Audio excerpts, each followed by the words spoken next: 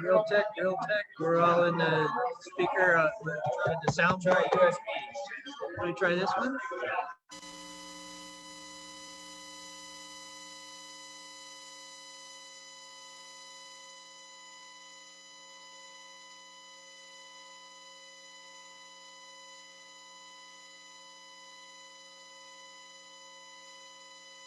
Can you all give us a thumbs up on Zoom if you can hear us?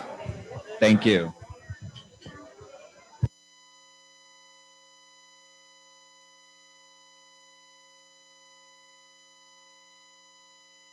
Well, at least that sounds a little bit better.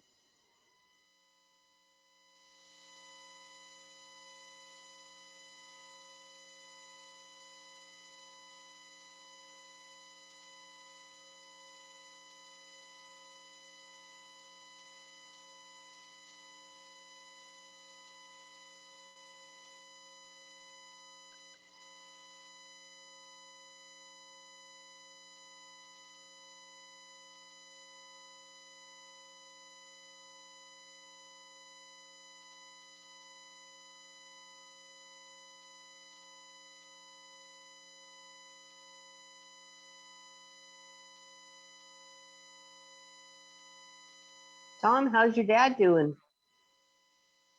He's doing good. Yeah, we just got a delivery coming in right now for him, so we're taking care of that during this. Did he go out golfing while you were there? No, he hasn't been golfing since all of his buddies died. Yeah. Oh yeah, that sucks. Did you get to go golfing while you were there? No, I didn't. I don't want to go out yet. No, Yeah, I'm good. too much sun. Well, no, it's not with people I know. I don't want to be around. Yeah, for sure. Not with my immune system. Yeah.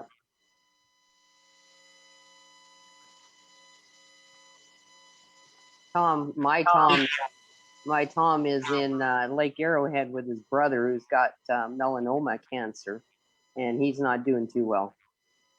He's doing worse than we expected. Yeah, sorry to hear that. Yeah, that one goes quick. Yeah. Yeah, and he's by himself. He's not married, so Tom went up. I sent him with some food because he's not, he's got no strength because he's not eating properly, and there's nobody there to nag him to eat properly. So the brothers are going to take turns until his daughter can go up there and spend some time. His daughter's a nurse, and so she's going to go up in June and take care of him. Yeah, unfortunately, that's a byproduct of what the kind of cancer I have, so they got to watch it real close. Yeah. Yeah. Stay away from people.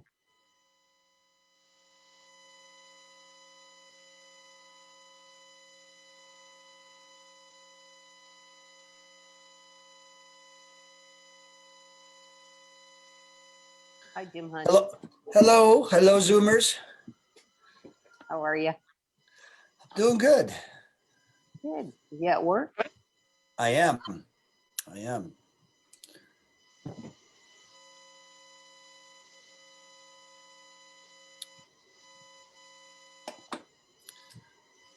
Okay, everybody got their hatches battened down here. It's going to get a little windy this afternoon.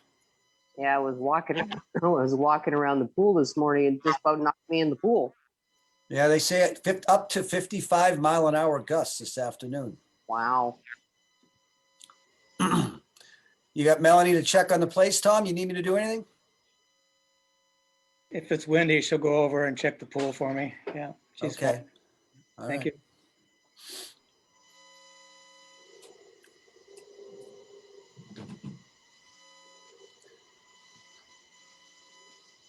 Yeah, it's funny. I even here right now, Gus, we have the front door still open to get some fresh air, but it's creating some kind of vacuums because two ceiling tiles just kind of keep floating up and coming down, floating up, coming down. There's some kind of vacuum going on. It's pretty windy already over here. Yeah, windy here too. Well, you're not very far from where I am. So. No, not at all.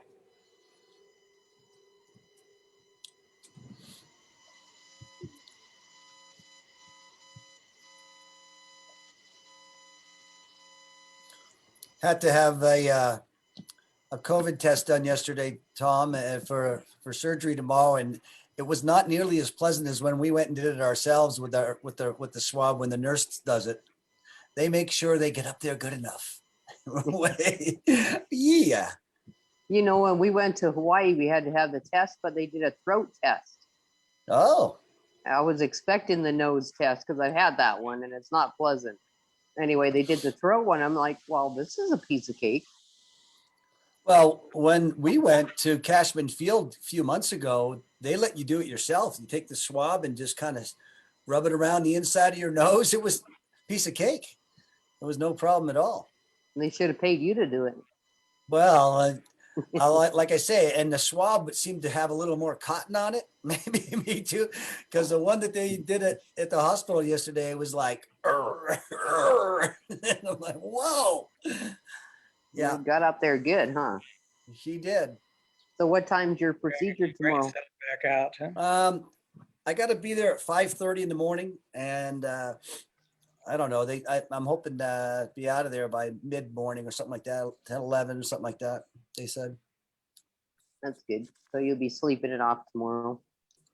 And hopefully just in time to get a good nap in and wake up and not feel completely out of it so I can watch the playoffs tomorrow afternoon. That's on the priority list.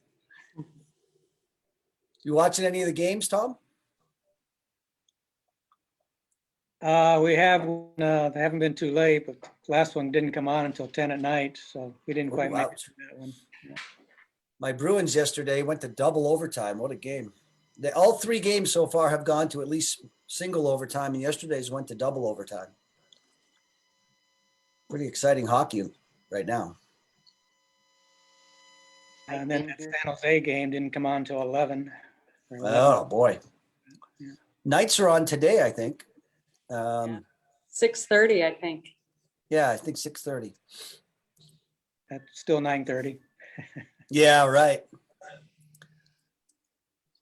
Oh, How you here doing, we Miss go. Ginger? It's good to see you. We never see you on your screen over there. Doing good. Yeah. Just in Las Vegas for a change. There you go. Sitting in my new house today. Oh, that's right. You said you were going to maybe downsize or something, didn't you? Yeah. Good Nice. afternoon and welcome to the first maskless Rotary Club meeting of this year.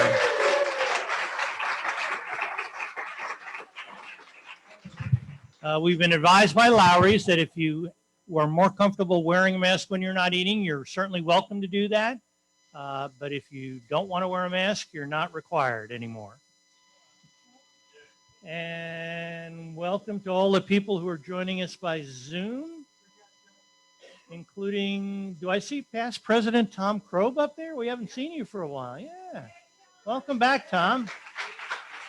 Thank you.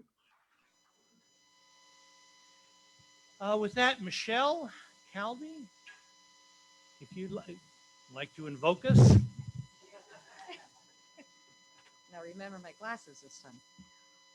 Lord our God, give us your spirit. We pray that we may learn to understand what we are and what tasks you have set for us. We thank you for all the light you give us. Grant that we and many others may come closer to the knowledge of the truth and be at peace about all that belongs in your hands, our Father in heaven. Keep us now and forevermore in your almighty hand. May we know your goodness and the blessings it brings. For through your goodness, we can endure even the hardest days and be victorious in the battle of life. In addition, please protect the citizens of the Gaza region, both the Israelis and the Palestinians. Please give the leader strength to call a truce so peace may be restored and the cities be rebuilt. Amen.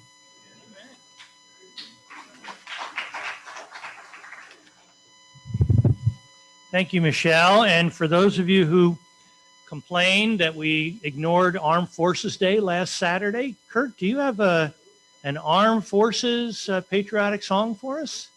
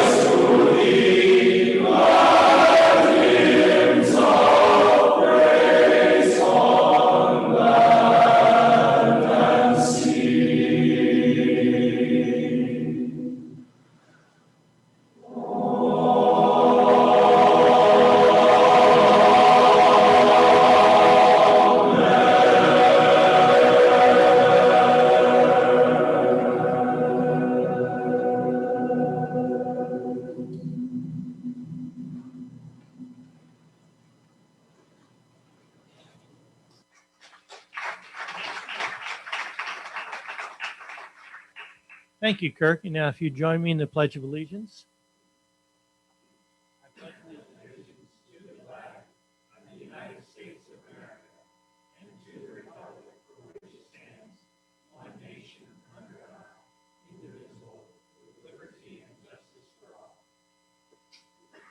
Thank you, and please be seated.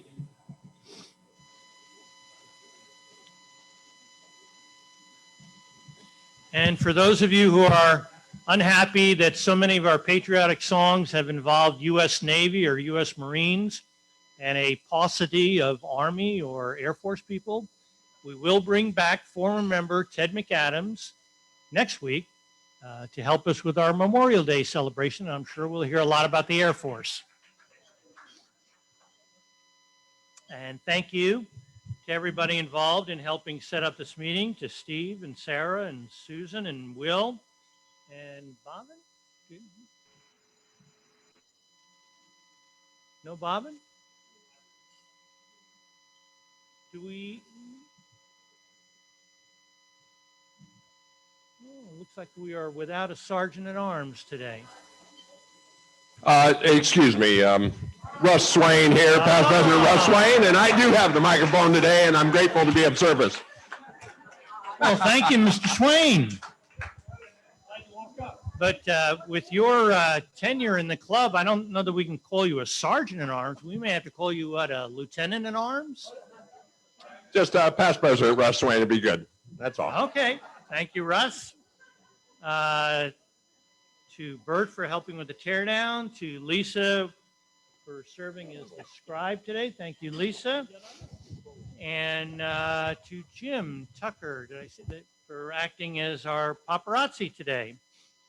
And of course, as you probably saw in today's wheel, there's a significant financial benefit to being the scribe. So there's a picture of Lisa and accepting her Lowry bucks for being the scribe. And if somebody else wants to jump in there, I'm sure Lisa would love to have some help. Do we have any guests or visiting Rotarians today? over here. Past President Jim Cole. President Richard and my fellow Rotarians, I'm very proud to have the love of my life with me today.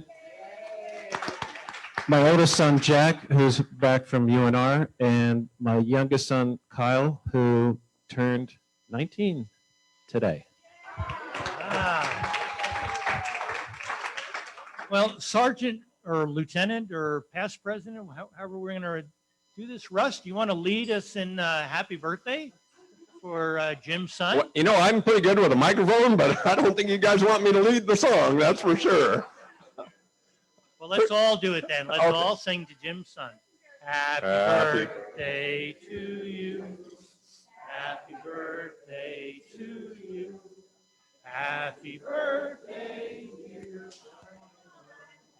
Happy birthday to you.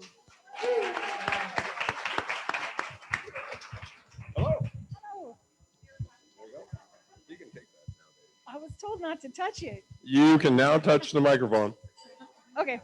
Hi, I have my very first guest today. Her name is Janae Page, and we're huge fans of the speaker today. And so we're just really glad to be here and my first guest. I don't know what to do. Any other guests?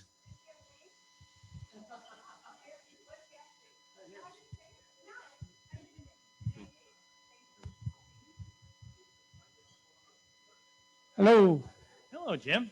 I have as my guest Jay Ludwig, and he's a born person in the state of Nevada. I grew up in Henderson most of the time, huh?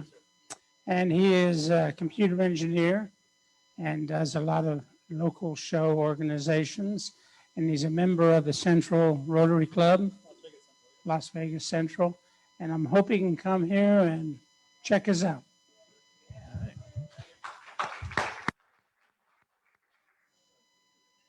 Anybody else? Any other guests, visiting Rotarians, or people who would like to be visited by Russ Swain?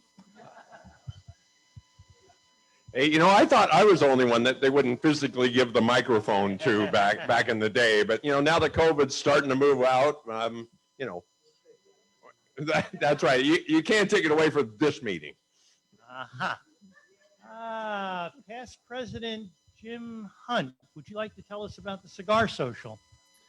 Sure, President Richard. As we mentioned last week, our first cigar social in quite some time will be held at Creech Air Force Base on June 17th. So there is a sign-up sheet that Sean has put together, and I think it's at the head table or maybe making its way around. I think we already have about 10 or 15 folks that have shown interest. So if anyone on Zoom would like to sign up, just let Sean know, send her a quick email.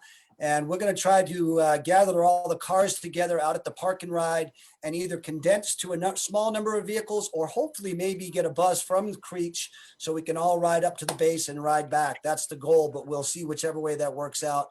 June 17th, mark your calendars. As usual, $10 per person, a whopping $10. And we'll bring 3 cigars, 1 to smoke, 1 for the troops, and 1 for the exchange. Thank you. And you're absolutely correct. There is a clipboard up at the front table. If anybody missed it on their way in.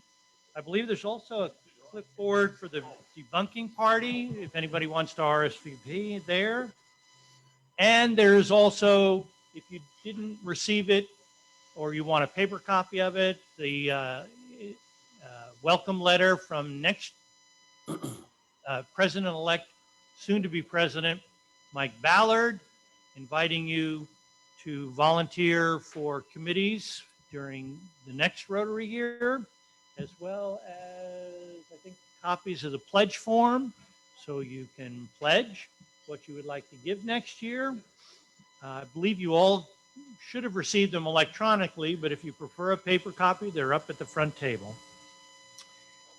Just a reminder that this year's district conference, District 5300, will be this Saturday. If you haven't registered, there's no cost to register.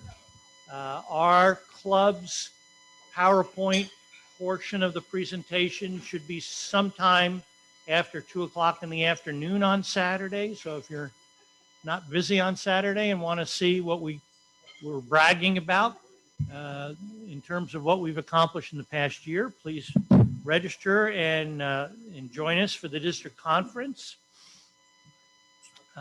The Rotary International Conference, as you know, in June in Taiwan was converted to a virtual conference as well because of the pandemic. And I'm assuming you've all seen the news recently that the COVID virus is apparently now, they thought, under control in Taiwan, and just the opposite is true. It's now ravaging Taiwan. So it's a good year to be watching it virtually rather than on the ground.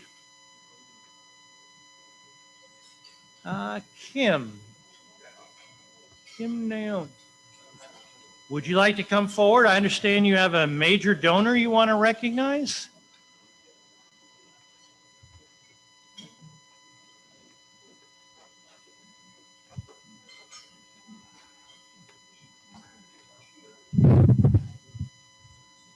Fellow Rotarians, today the trustees of the Rotary Foundation and I have the honor to express appreciation to a couple who has made a substantial contribution toward the goal of international understanding and peace. In doing so, they support and honor the humanitarian and educational programs of the Rotary Foundation that make a difference in the lives of others.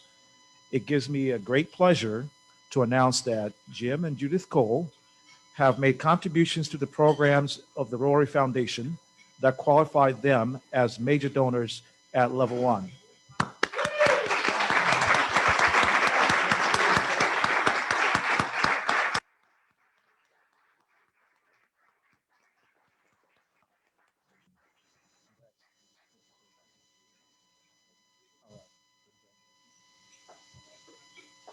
Judith and Jim, as major donors, you are among a dedicated group of humanitarians who have committed themselves to helping others less fortunate. This special group of persons who are changing lives of children, young people, and adults through legacy of hope. In appreciation for this investment in the future of humanity, the trustees wish to express their gratitude by presenting this crystal and diamond pin.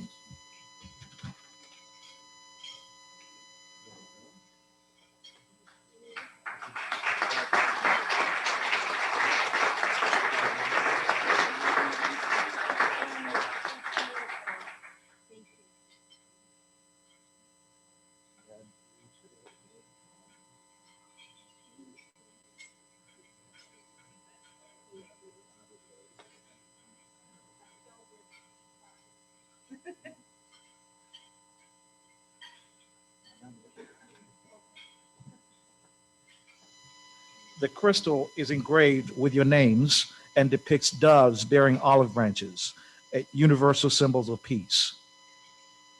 Contribution like yours enable the foundation to carry out an array of programs through Rotarians and Rotary clubs around the globe that improve living conditions for the needy families, increase food production and clean water programs, provide equipment and education materials for schools, allay the suffering of the sick and disabled by providing immunizations, medical treatment, and rehabilitation, provide new channels for international understanding and brighter hopes for peace through group study exchanges, ambassadorial scholarships, and Rotary World Peace Fellows. Thank you again, Judith and Jim, for your generous support. Ladies and gentlemen, please join me in thanking these wonderful folks for their support of the foundation.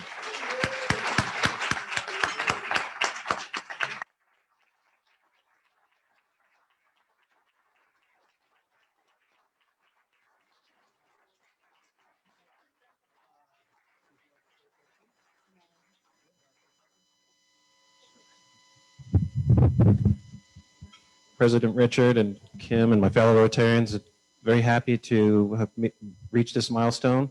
So next up is level 2. Thanks.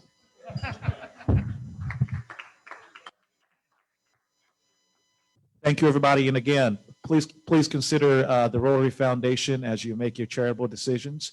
Doing great work out there, and we want to be able to recognize you as future major donors. So thank you so much.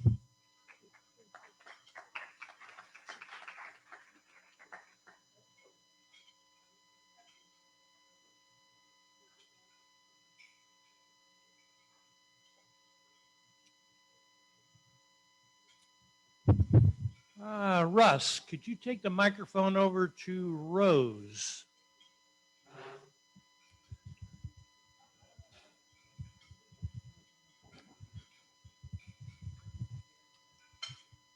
Well, thank you.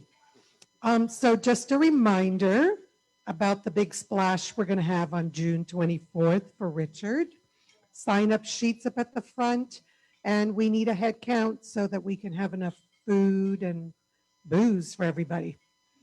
And it promises to be fun. Also, 25 Club, last 25 Club meeting under President Richard's direction, and that'll be June the 3rd. I'll send out an email with a location, and we'll need our SVPs for that as well. Thank you. And Rose, while you Yes. have the microphone, did you want to tell us anything about those raffle prizes that are pictured in the wheel today? Yes, so I did a nice little write-up, but I guess it didn't get in there. So we had about 5 prizes, and we collected another $220 to support our canned food drive. And we will be doing it again in June, June the 3rd, 6 p.m. Location, I will send out an email. Thank you.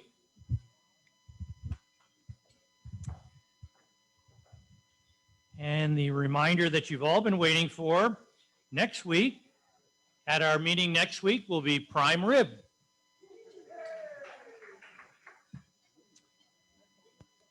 And John Williams, did you want to tell us a little bit about the Wheelchair Foundation's doings while Kirk gets ready to tee up your video? Well, glad to say that I think we got about 1,500 more wheelchairs coming in. And Mr. Jim Hunt's getting busy. I think the A team is up to 8 or 9 people. We can always use help. It looks like I'm going to need warehouse space. So if anybody has any warehousing, I mean, at a very reasonable price, I'm going to need it because when these wheelchairs get here, we need somewhere to put them. Yeah, that's only 300 up there. Look at Jim right there. There he is right there. Hey, there's Russ. Okay, I don't know how many square feet that is. It's probably about, what, about 800 square feet. I probably need about 2,000 square feet. And also, I just got word that we're going to get bigger wheelchairs. Jim Hunt doesn't even know this yet. We're going to get 22 and 20-inch wheelchairs now for the little bit bigger people, and less 16-inch. But anyway, thank you, Rotarians, for everything that you do for the Wheelchair Foundation. And John, just so we'll know for our next service project, what sort of coffee did you serve to those people before they unloaded That's that? Starbucks. If we could get people moving that fast at highway cleanup, we could do the entire highway, I think. We're going to need some more people when that 1,500 comes in, because I'm going to tell you, moving 280 of them, that was a workout. And especially moving at that speed, right? All right. Well, let's go right to the raffle drawing. All right, here we go. So for the chance to try for the Joker, it would be whoever's holding ticket 2350191. Mm-hmm.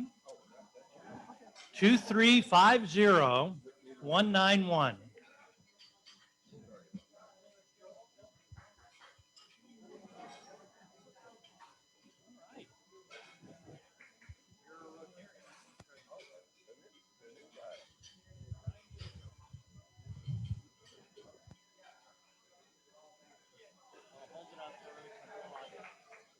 No Joker here. Well, you do get a confirmation. All right. Thank you.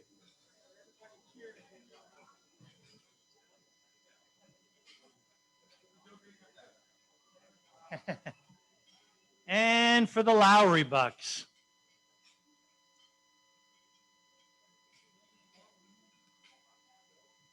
It would be either the person who's serving as the scribe today or the person holding ticket 2350309.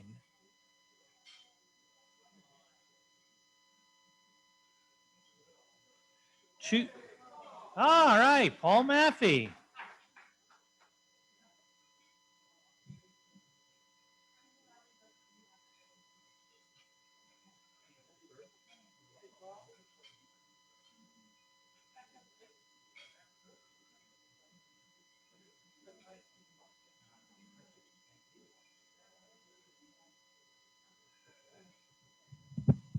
And thank you to everybody who bought raffle tickets today. With that, please enjoy your lunch and we'll move to the speaker in just a few minutes.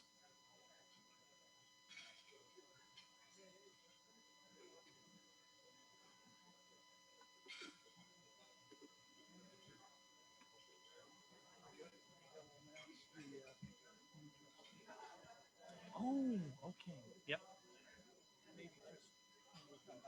I apologize for interrupting your lunch, but apparently we have a nomination for a new trustee for the Las Vegas Rotary Foundation. The Las Vegas, or your Las Vegas Rotary Foundation would like to propose Jim Cole as our next trustee. Do we have a motion? We got Steve Casey over there. Do we have a second? Oh, we have Tommy Thomas right next to him. Thank you very much, Jim Cole. Congratulations. You are now under my leadership coming up. He's out. Thank you. It's like Jim Cole Day here today.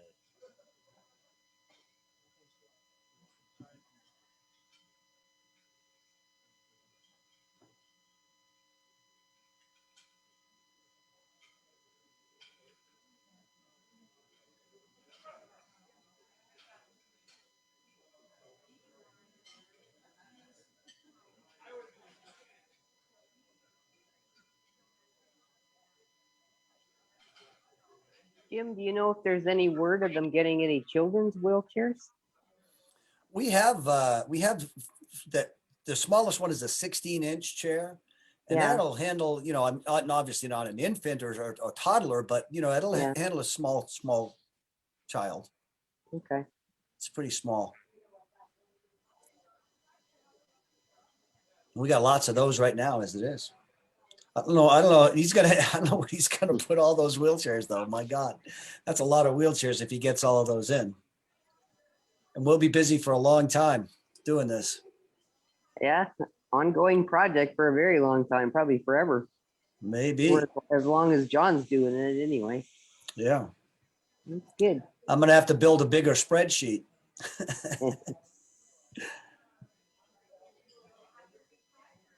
And we can put them in Russ's RV.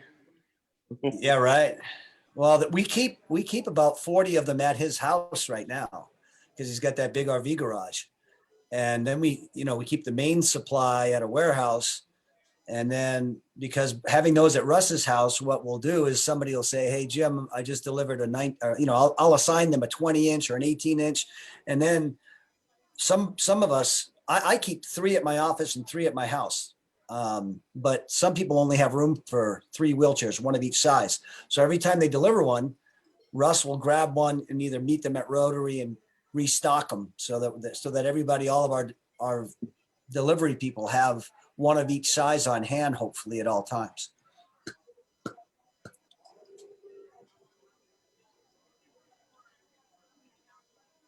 Tom, you've met that Will Abbott, right? With the Boy Scouts? Yeah. Mhm. Yeah.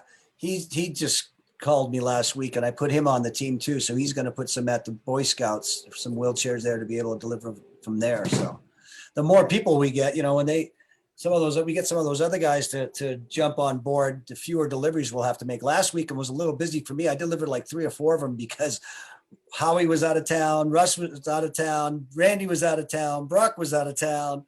It made a little thin. So. Well, you'll be out of commission now for a while too. Well, yeah, I'm going to disseminate assignments rather than take assignments for the next few days at least.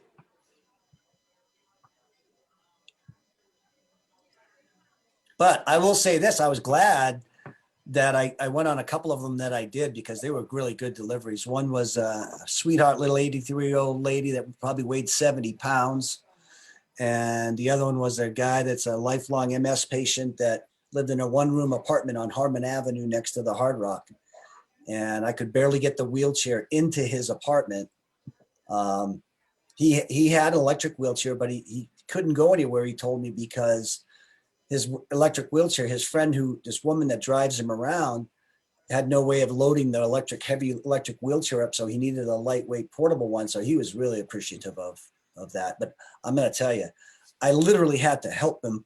You know, he was very proud, didn't want to have me help him into the chair or anything. So we had to push some stuff in his little apartment just to make room to get the wheelchair in the door.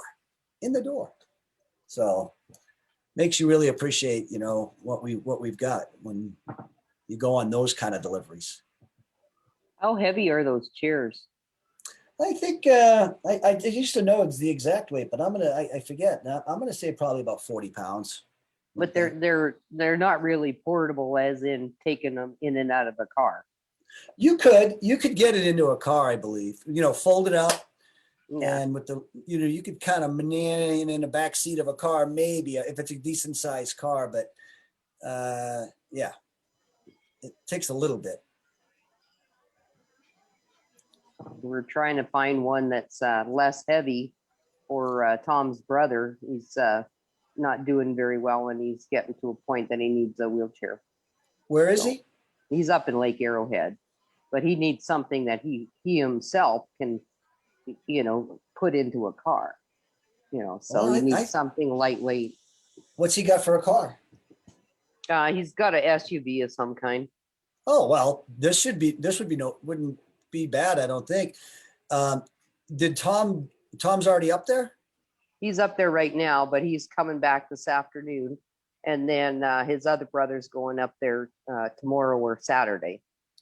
Well, if you think he needs one and he can't get one, and he's in our realm, I'd be happy to get, well, make that happen. unfortunately, financially can afford to get it, but the medical being the way it is, it takes forever to get stuff. And that's where his problem is right now, is that he needs it like yesterday. Well, I mean, that's, what we make things happen for that kind of stuff. I mean, obviously he's not working, right? He's retired. So you don't have to be on this, you don't have to be destitute for us to donate these things. I think if he needs one and it's imperative he gets one right away, let me know that. Unfortunately, by the sounds of it, he's not going to need it for very long. Yeah, well, so let me know. Anyway, I'll let you know. Yeah. But I won't call you tomorrow, okay?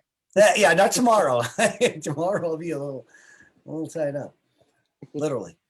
Tomorrow afternoon, he'll say yes to everything. Right? Yeah, right. Exactly. You get back tomorrow night, Tom, or? Yeah, flight comes in about 7:30. Yeah, that's not too bad.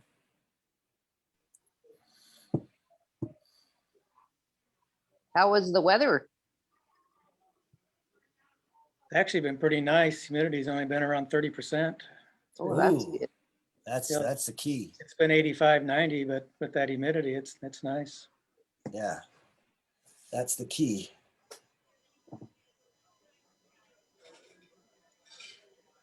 You still having one martini, or you can't have one right now. But how about your dad? Is he still having a martini a day? Yeah, I've been giving him one in the evenings. I haven't had one yet, but yeah.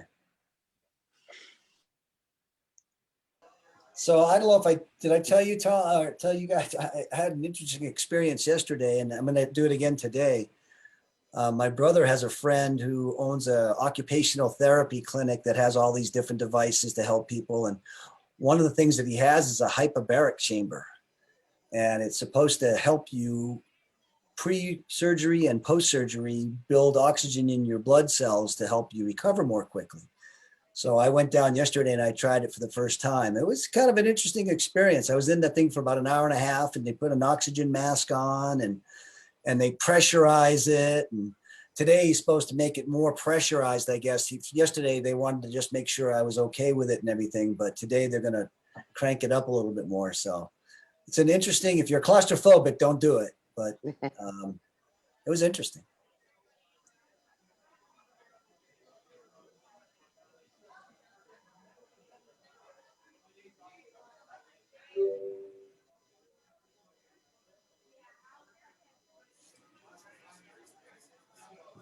Whose bedroom are we looking at there? That's John Jimmy. Oh, Jermaine, yeah.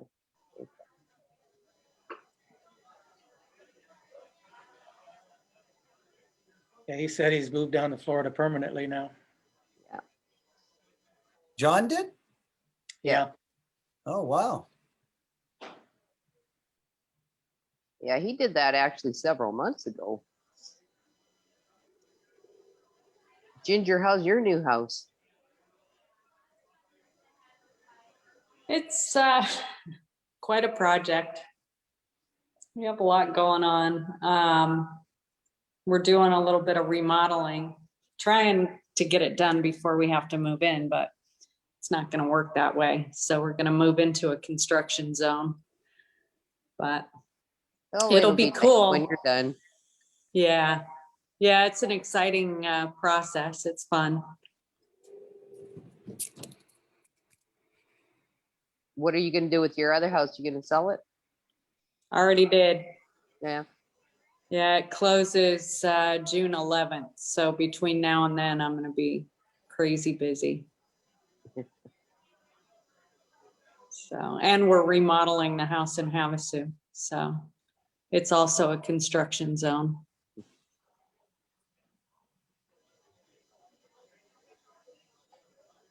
And probably costing you more too with the price of lumber, huh? Well, luckily we don't need much lumber. We need a lot of tile. Hey, look, there's 2 Jim Hunts there. Is the other one still? I lost connection, so I came back. Now you see me twice? Oh, I you're see you frozen twice. in the other one. Yeah, it's frozen. But Oh, how do that's okay. You got your twin on there. There you go. Oh, now you're gone. There you're gone. Oh, good. Now there's only one. Technology. Can't wait to be done with this. I know, it's time to go back live and in person. I'm Yeah, going I'm back gonna- next month sometime. Yeah. Yep. Karen and I have talked about maybe going back on the 17th since I got to do the cigar social thing. I guess maybe the 17th, and then hopefully the 24th we'll go to the debunking with TJ up there. TJ, you still think you might be able to make that? Tom? He's froze. Oh, Tom he froze now? froze.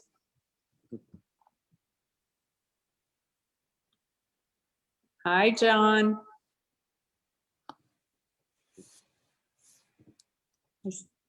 There you are. And he's talking and he's muted.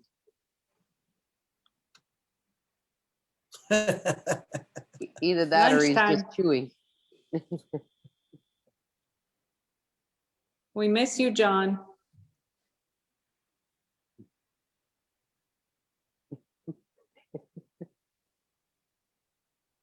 There, Tom's back. Jim, ask your question again. Tom, do you think you still might try to make the debunking? You're muted. I think we'll make the cigar social, but we'll try to do the debunking. Yeah, good. Good. Ginger, I'm unmuted now. Hi.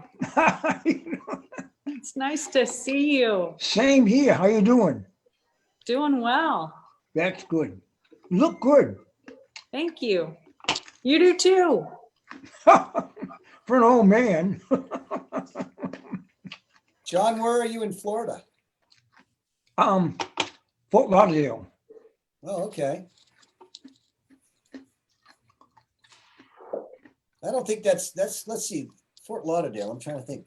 What side of the state is that on again? I forget. Over there on the It's on the East Coast. on the East Coast. Okay. Yeah.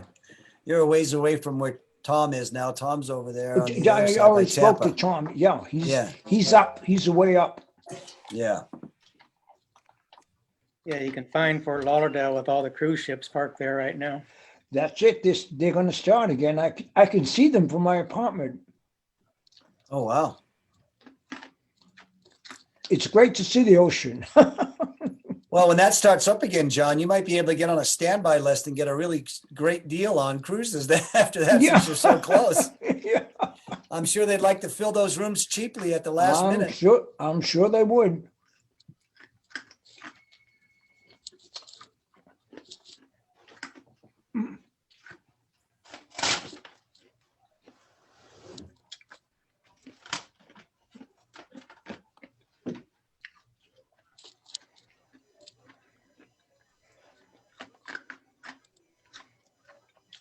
Our Rotary Club hasn't gone back to, full membership. You know what I mean? You mean In attendance? other words, we had Zoom. We're still having Zoom until June. Yeah, I think I don't think they're at capacity, but I think that soon. I think June 1st is when they can be 100% again. Yeah, something like that.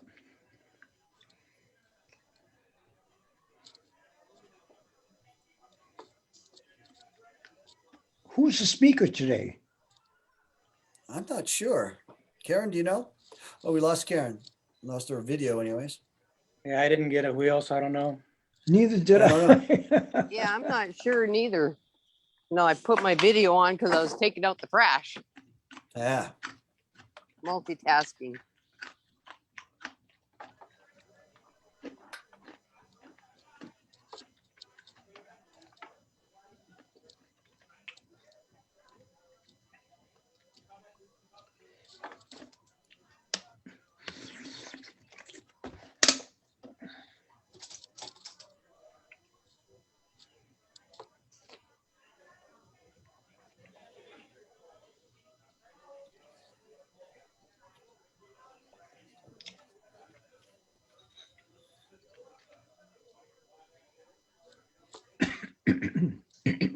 I'm gonna turn my screen off and eat lunch.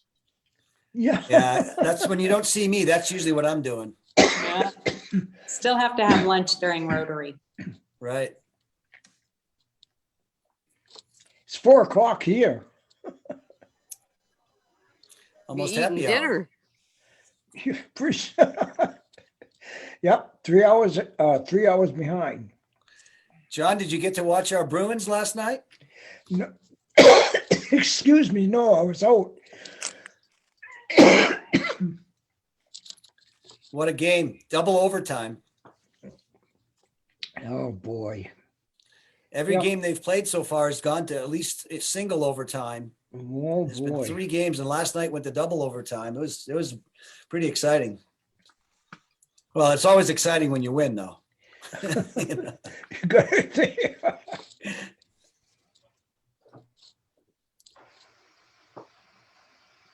Tom, does your dad follow the Lightning at all? No, not very close. No. He follows mostly baseball.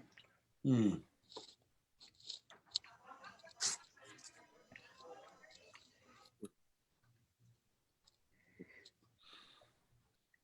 Yeah, unfortunately, I can't get any of his Rays games for him because Slingbox doesn't carry or DirecTV doesn't carry the Sun TV network in Las Vegas. I bet you we're going to get to a point here pretty soon where it's going to be, whether you stream it or not, they're going to say, if you want to stream it, it's going to be, hopefully it's cheap, $5 for whatever channel you want, and you make your own package. I want HBO, I want ESPN, and I want the baseball MLB channel and one news channel, and you $5 a channel or something like that. Who knows? I think they're going to go away with DirecTV and Cox and all those, although those guys won't let that happen. It's too much money. But I hope there's a replacement for Slingbox before next November, though. That's when they stop. That's when they pull the plug, supposedly. Hi, darling. Mwah. Who's I'm that? doing my Zoom.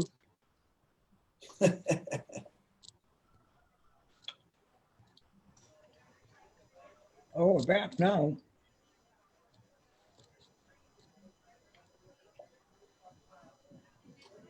both the Tableau and the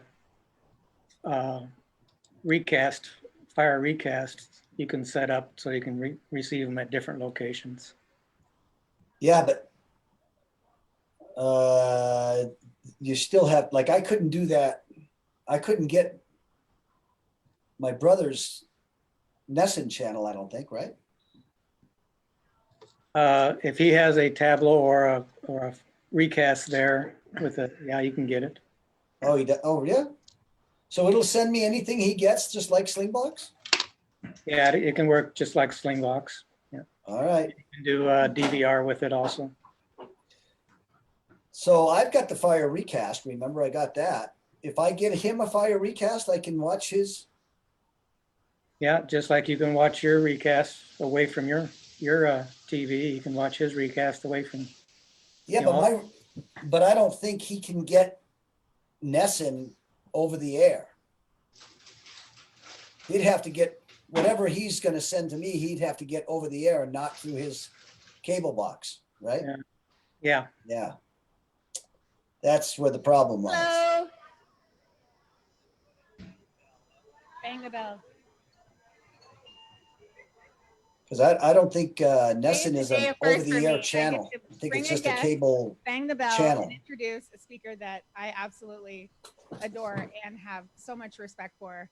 So thank you for letting me introduce her. Our speaker today is Annette Logan Parker. She is the president, CEO, and co-founder of Cure for the Kids Foundation, which is the only pediatric cancer center within 400 miles of Las Vegas. So her work here, in my opinion, is very, very important. And organizations like Cure for the Kids is one of the reasons I joined Rotary. So I'm so excited. So Annette has worked in the healthcare industry for more than 30 years and has been involved with many nonprofits since 1985.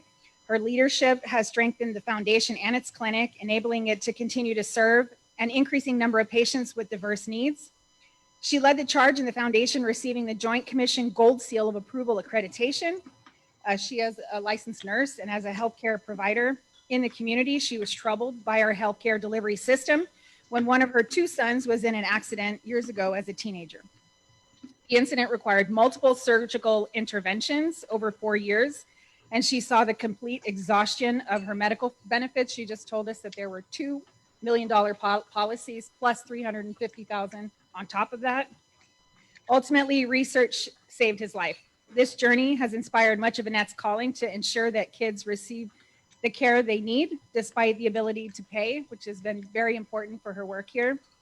It has also made her a huge proponent for clinical trials, as today's trial are tomorrow's best practices. In addition to her two sons, she is an excellent cook. That's not on here, but I know it. She is a beaming mother-in-law, and she is a grandmother. Please help me welcome Annette Logan Parker.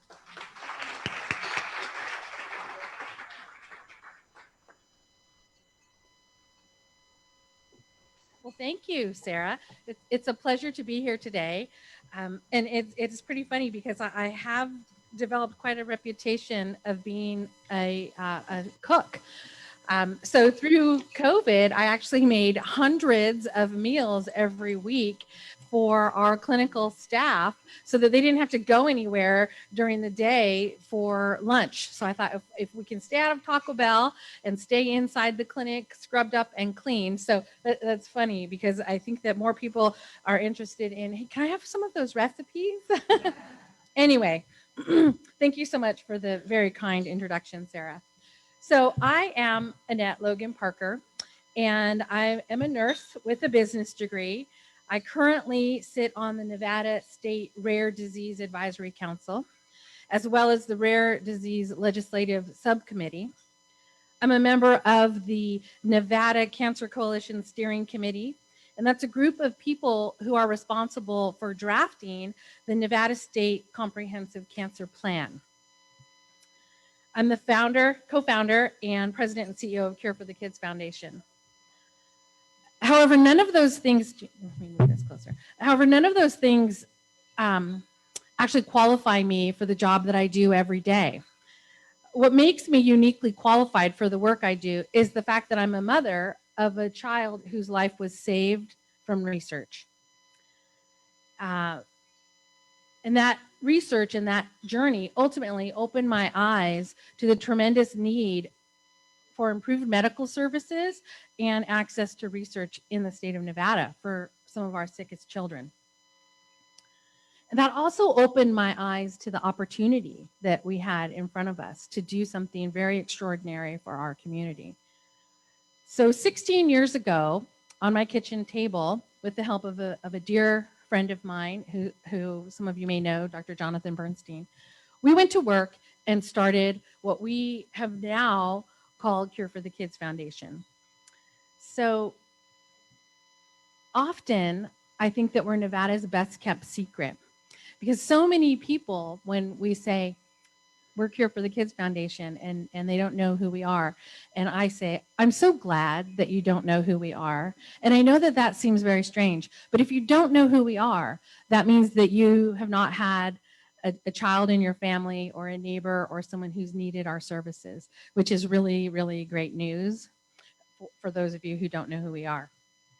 So like Sarah in the introduction had said, my son had an injury when he was 14, and it was prior to the current Affordable Care Act. And it took 20 surgeries over 4 years, and we exhausted $2 million policies and over $350,000 in out-of-pocket expenses. When finally a non-FDA approved approach to care, aka research, ultimately saved his life. And our world was able to return back to normal. Although we were never going to be the same as a family. And I always like to pause right there and say, he is alive and well, a heavy rescue Clark County firefighter right here in our community. So we're pleased about that. So 16 years ago, I rolled up my sleeves and went to work. And the Cure for the Kids project was started. We now have 120 employees and just under a $40 million annual budget. We've earned many local, regional, and national awards, including the Inc. 5000 list of fastest growing companies in America. We've ranked twice now in the America's Best Nonprofits to Work For. And just in 2021, we were informed that we ranked number 4 in America for overall for best nonprofits to work for, and number 2 for a company our size. So we're really thrilled about all of those things. But what really makes Cure for the Kids unique is the children that we treat. So we treat a variety of different diagnoses. Although we call ourselves a children's cancer treatment center, we also are Nevada's largest provider of medical care and research for rare and ultra-rare diseases.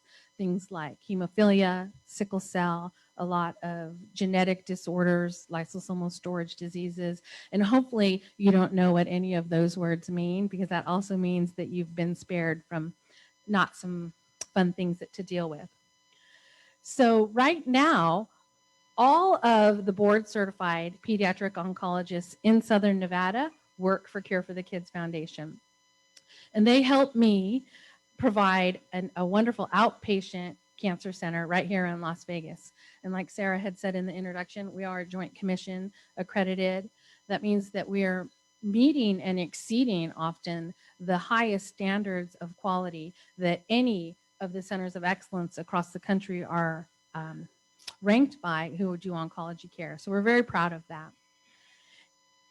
And I really like to talk about the numbers, because most people are surprised when I tell you the numbers of children that we treat. So in 2020 alone, we cared for 3,619 individual children right here in Nevada. It's a lot of sick kids. That's an average of 70 children a day. And a huge part of our effort is to keep children out of the hospital. For some of you might not realize, but the worst place in the world for a sick child is actually the hospital. So we want to keep kids out. So in 2019, we had 4,560 hospital days. We were able to decrease that in 2020 by 20%. So we only had 3,631 hospital days. And to help put that into perspective, That's 5,211 complex infusions that were done safely in an outpatient environment. It's over 760 procedures were done that normally would have been done primarily in the hospital just 16 years ago. Those are things like bone marrow biopsies, lumbar punctures, and intrathecal chemotherapy.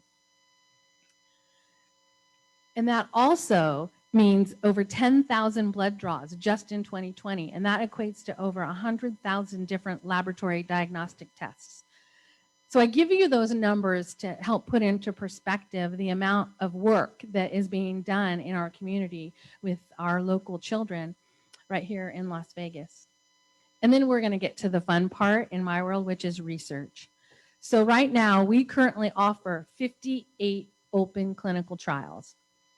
That's an astronomical number of open trials for one center our size to take on. And one of the things that I'm most proud of is that we will open a research protocol for one child. And that's important because I'll share with you, when I was looking for options for my son, I was told that it's fiscally irresponsible to open a protocol for one child. And when it's your child that needs the research, you want to have a different conversation than that. So we will open a trial regardless of how much it costs, even if only one child can benefit from it. In addition to the cancer care that we provide, we also offer a full service pharmacy, both retail and specialty compounding, which means we make all of our chemotherapy right there on site. We have a 25-chair infusion center. We have a procedure center that has 4 procedure rooms licensed by the health department as surgical centers. And what's really great about that is just a few years ago, the majority of those kids were put into the hospital for those procedures. We have an entire behavioral health team that includes a neuropsychologist, a social worker, child life specialist. We have physical therapy on site. We have speech therapy on site, child life specialty on site. And 2 of the programs that are really near and dear to my heart is an arts and medicine program. And we've recently partnered with the Clark County School District, and they have provided us with a full-time school teacher and a half-time guidance counselor specifically for our center so that we can ensure that while we're saving kids' lives, they can stay current with their academic endeavors. Most of us are probably not familiar with this, but when a child is diagnosed with cancer, their treatment is often 3, 4, 5 years. And that's from diagnosis through, induction and all the way through maintenance. And those kids miss hundreds of days from their academic experience. And often they never go back to school. So we're very, very excited about the partnership with Clark County School District offering this opportunity for them. And then something that I am also very proud of for those of you who understand the whole functional expense aspect of being a tax-exempt nonprofit organization. We do all of this work with 91% of our operating budget went directly to programs and services in 2020. So only 8% going towards overhead. Thank you, because that's probably the hardest part of my job. Making sure that everything gets spent properly. So that's kind of who we are.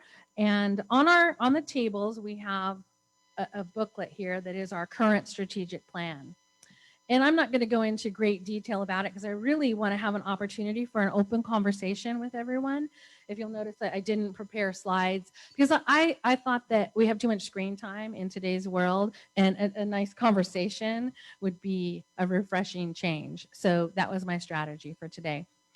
But in the strategic plan, it outlines what we're currently focused on, which primarily is a partnership with Rosamond University of Health Sciences.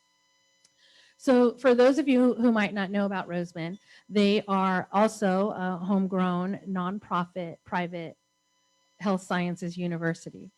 And we now reside on their Summerlin campus in the original Nevada Cancer Institute building. So I see a lot of heads nodding, like everybody's pretty familiar with the Nevada Cancer Institute building and their unfortunate ending. And although they had an amazing mission and they did great work, the recession happened and they were not able to complete that. So we were very, very fortunate because our organization is the only organization in the state of Nevada that met the land use restrictions for that beautiful building that sat vacant for so long. So when I realized this, I thought, I'm going to go talk to Rosamond University and let them know that, you know, Cure for the Kids is their Cinderella and they've got our glass slipper. And it was kind of a fun, whimsical way of presenting it to them. And so we became an independent division of Rosamond University so that we could access that building that people in the community had worked so hard to build for the community. And they were able to lease it to us at below market rate, because I remember when Dr. Kaufman, the president of the university, said, oh, we'd be happy to lease it to you. This is the going rate. And I said, well, you know, it's not that I think that your rate's too expensive. It's I just can't afford it. And so we went to work to figure out how do we do that. So becoming an independent division of the university is what allowed them to consider us Rosamond family and allow us to move in the building at a rate that we could afford and still provide charity care for the children. Which brings me to the next subject, charity care. So a large part of our mission is making sure that children have access to high quality care and research, the latest research, even if their family can't afford it. So we have a very robust charity care plan that is so generous, it actually is up to 400% of the current published poverty index. So we have things all the way from free care that we've been known to give. We give about $2 million a year away in absolutely free care. And then that swings all the way to a significant discount to people who just need help with their copays and other expenses. So that's a big part of the mission of Cure for the Kids Foundation. And so I want to really leave an opportunity for you guys to ask questions about childhood cancer, about what we're doing, and hopefully you'll even ask how you might be able to help us. So, any questions? Yes.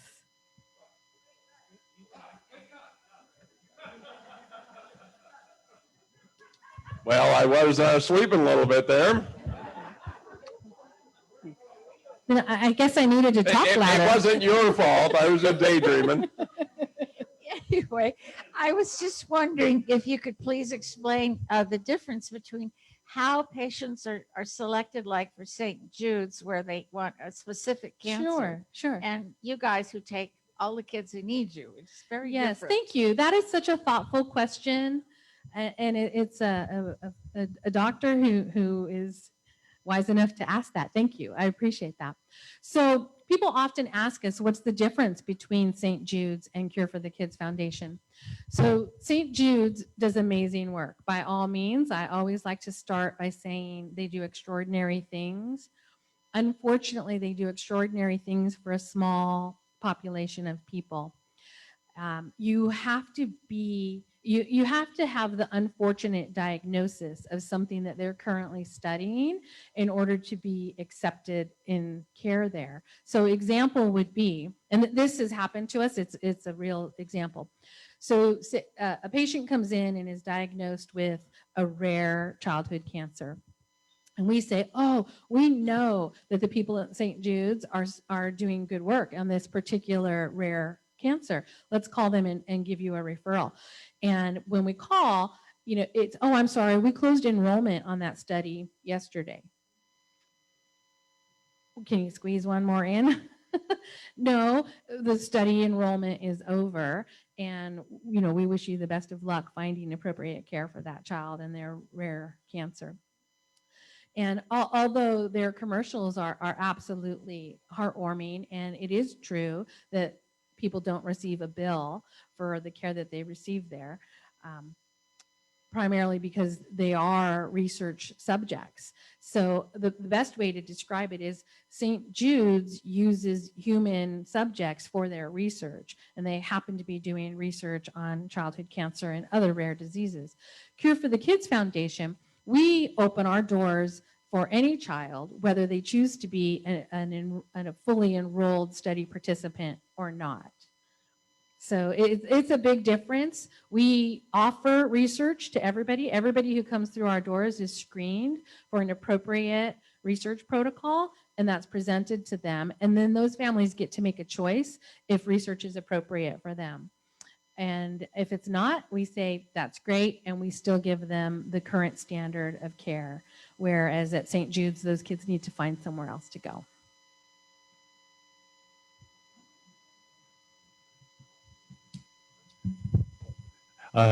Could you describe a little bit how the research process works? I mean, is it research is done someplace else and you find out that they've got an experimental treatment for XYZ, and kind of explain how that Sure. works? Yes and no.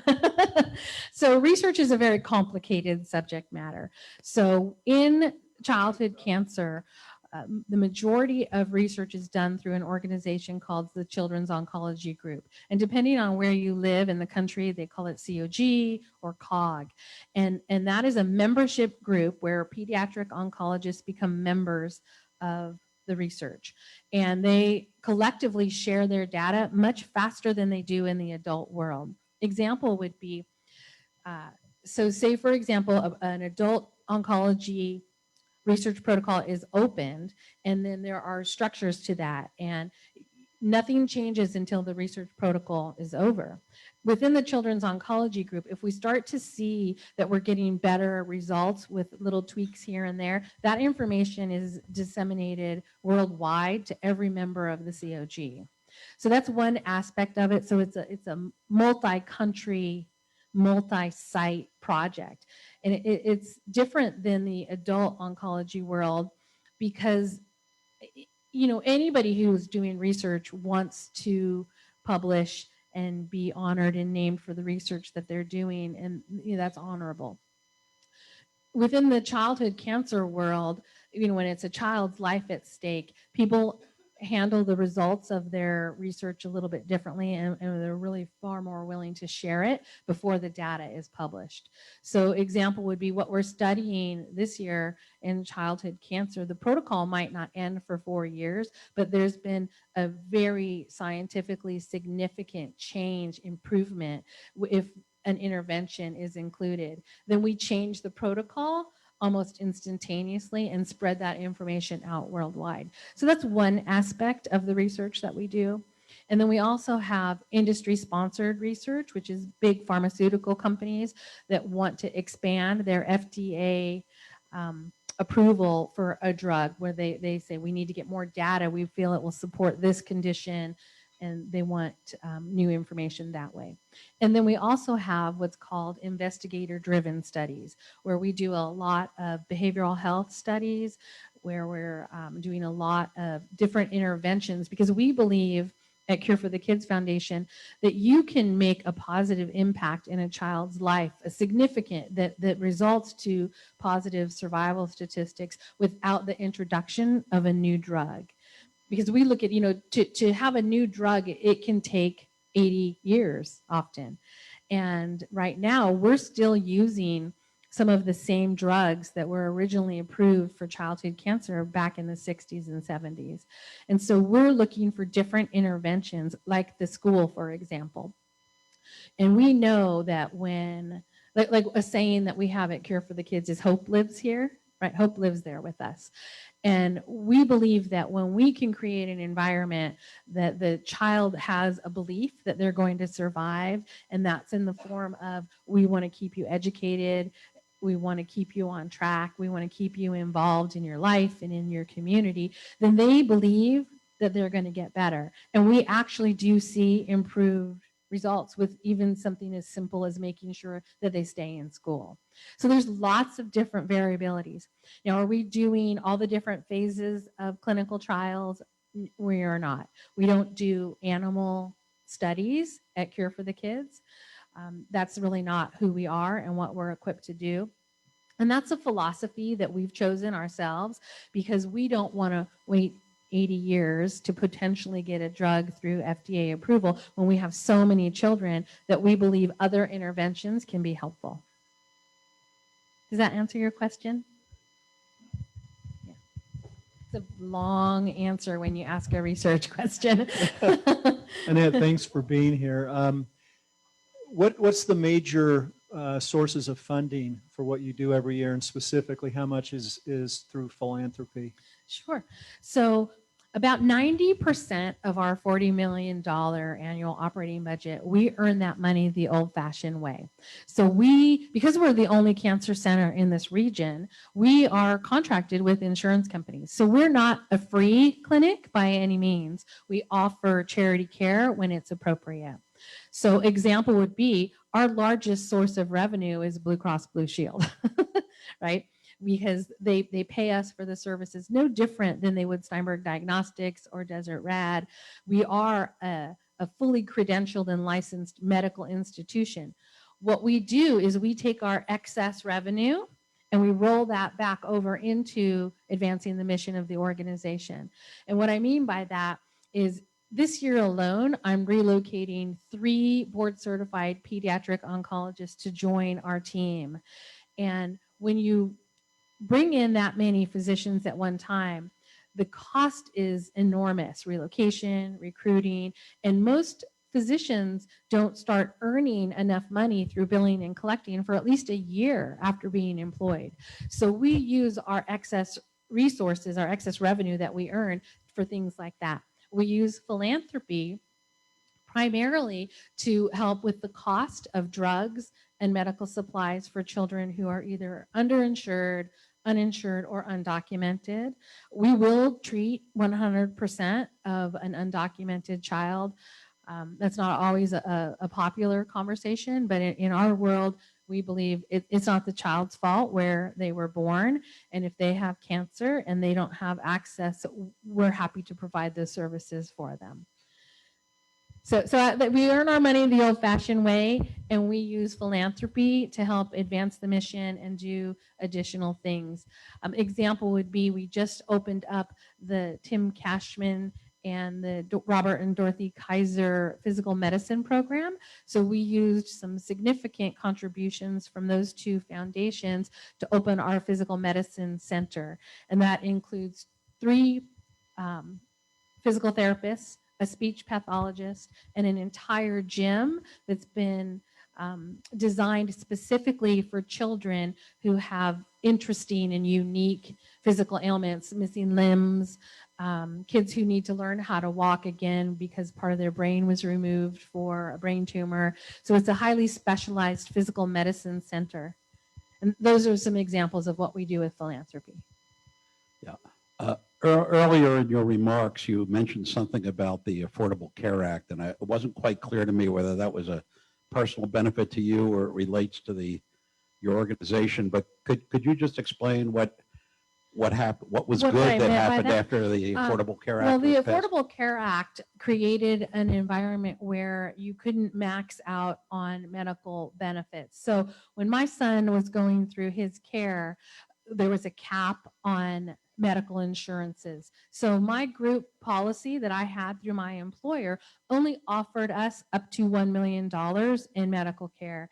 And once we exhausted that, I needed to go change jobs so that I could find another group insurance policy for that next $1 million policy. So the Affordable Care Act has done something really well for people who are dealing with rare and ultra rare situations like the one I went through, because I was raising, I hate to do the ain't it awful story, right? But I was raising 2 kids as a single parent, had a catastrophic medical situation and had to change jobs twice during that time period in order to keep him insured.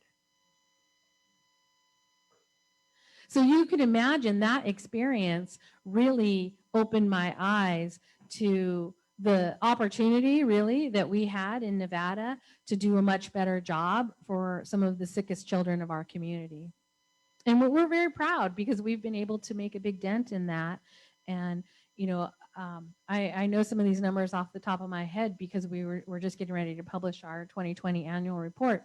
But since we opened our doors, we have diagnosed and treated over 1,500 Nevada children with cancer. And that's just a cancer diagnosis. That doesn't even include the other rare and ultra rare diseases that we treat. Yes, absolutely.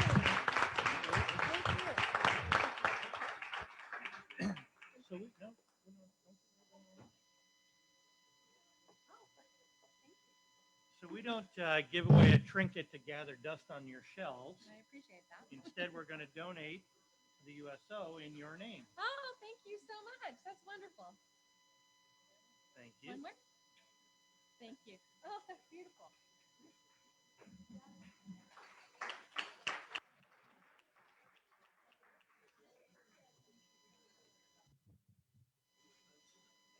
So if you haven't yet signed up for one of the many, many activities we have coming up, please stop by the front table and sign up on a clipboard.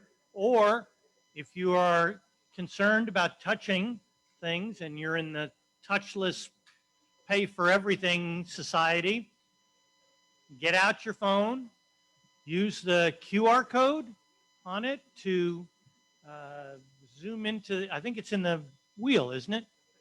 The QR, yeah, on the back of the wheel. And you can sign up for any of the clipboards for any of the activities we have coming up. I'm thrilled to say we have a lot going on. So please, please sign up. And with that, meeting adjourned. Bye, Zoomers. Have a good week. Jim, good luck tomorrow on your procedure. Yes, good luck, Jim. Bye, everybody. Good luck, Jim. Thanks, everybody. Talk to you soon. Thanks, bud.